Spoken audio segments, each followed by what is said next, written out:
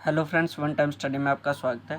Friends, जो ये इस तरह के क्वेश्चन होते हैं बिल्कुल 5 सेकंड लगती है, लेकिन मैंने आपको समझाना होता है, समझाने में तो समय लग जाता है। ठीक है, तो बिल्कुल 5 सेकंड लगेंगे अगर एक बार आप इस ट्रिक को सीख जाते हैं तो। देखो, इसने बोल रखा है कि चीनी के मूल्य में 20% की कमी हो जाने के कारण। तो जब चीनी के मूल्य में ऐसे बोल रखा होगा 20% की कमी हो गई या 20% की वृद्धि हो गई किसी भी चीज़ के मूल्य में, तो क्या करना होता है। तो पहले मान लेते हैं मूल्य की वो जो मूल्य था वो था 100। ठीक है, और अब उसमें कमी हो गई है तो वो कितना रह गया है 80। ठीक है फ्रेंड्स, क्योंकि 20% की कमी हो गई है तो पहले जो चीज़ 100 थी वो 80 हो गई। तो अब इसको है जो मूल्य यही है, लेकिन अब हम एक बार इसको कट कर लेते हैं।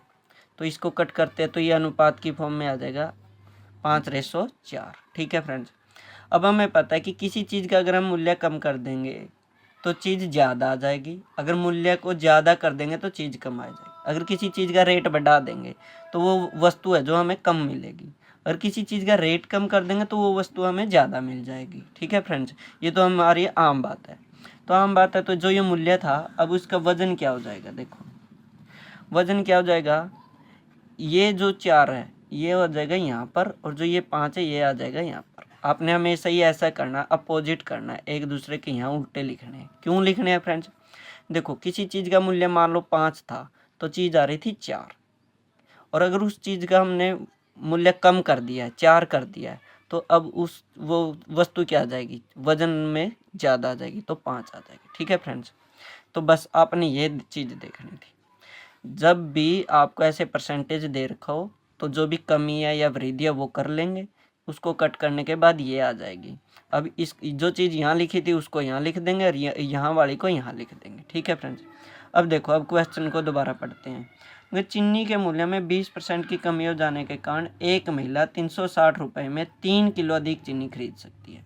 जैसे ही मूल्य 5 से 4 हुआ तो वो वस्तु 3 किलो चीनी अधिक खरीद लेती है। लेकिन यहाँ पर हम देख रहे हैं, यहाँ पर तो कितना अनुपात में हुआ है।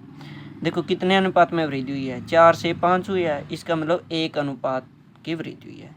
और वहाँ पर कह रहा है कि यहाँ पर 3 किलो चीनी अधिक खरीद लेती है, तो इसका मतलब 1 अनुपात बढ़ने से 3 किलो चीनी अधिक खरीदी जाती है। तो इसका मतलब जो यहाँ पर बोल रखा है कि 4 अनुपात था, तो इसका मतलब यहाँ पर कितने किलो चीनी थी, 12 किलो चीनी थी।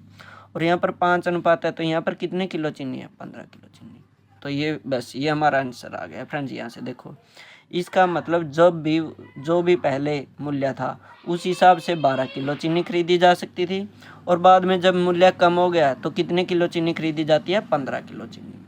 अब इन्होंने बोला कि 360 रुपये में, तो पहले 360 रुपये में 12 किलो चीनी खरीदता था, तो रेट क्या होगा, 360 को 12 से भाग दे दो, तो पहले रेट कितना था, 30। ठीक है फ्रेंड्स, और अब 360 रुपये में कितने किलो चीनी खरीद लेता है, 15 किलो चीनी। तो 15 दूनी 30, 15 चौके 60। इसका मतलब अब जो नया रेट है वो है 24, और जो पहले रेट था वो था 30। तो चीनी का नया मूल्य पहले लिखना है, तो नया मूल्य क्या हुआ हमारा 24, और पुराना मूल्य बाद में लिखना है, तो ये हो जाएगा 30। तो फ्रेंड्स, अगर आप इस तरीके को एक बार सीख लेते हैं तो आप इस तरह के कोई भी क्वेश्चन हुआ, ठीक है, तो यहाँ पर हमारा ऑप्शन नंबर फर्स्ट आ जाएगा। लेकिन मैं आपको यहाँ एक और बताना चाहता हूँ कि जैसे अब तो इसमें क्वेश्चन में बोला है कि चीनी के मूल्य में 20% कमी हो जाती है, मान लेते हैं 20% वृद्धि बोल देता, तो यहाँ पर 100 हो जाता, और यहाँ पर हम क्या करते 120। तो जो हमारा 100 और 120 है, फिर उसको ऐसे ही कट करते, 20×5 100 आ गया, 20×6 120।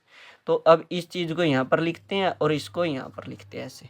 ठीक है फ्रेंड्स, जैसे यहाँ पर हमने एक दूसरे का चेंज कर दिया। फिर हम देखते कि यहाँ से कोई चीज़ है जो, क्योंकि अब मूल्य में क्या हुआ है, वृद्धि हुई है, तो वृद्धि हुई है तो सामान हमारा कम आएगा, तो 1%, 1 अनुपात में कितना कम आया सामान। ठीक है, फिर 6 में कितना आएगा और 5 में कितना आएगा, इस तरह से करते। तो आशा करता हूँ फ्रेंड्स ये आपका जो कॉन्सेप्ट है बिल्कुल क्लियर हो गया होगा, और आप इस तरह के सवाल को फ्रेंड्स, आप कोई भी सवाल देख लीजिए यूट्यूब पर या पूरे आपके पास जो भी बुक है उसमें से, अगर इस तरह का क्वेश्चन और सोल्व करते हैं तो आपका 40 सेकंड के अंदर है जो बिल्कुल क्वेश्चन है जो बिल्कुल मतलब कि क्लियर हो जाए। तो अगर आपको हमारी वीडियो से कुछ भी सीखने को मिल रहा हो तो चैनल ज़रूर सब्सक्राइब करें। Thank you.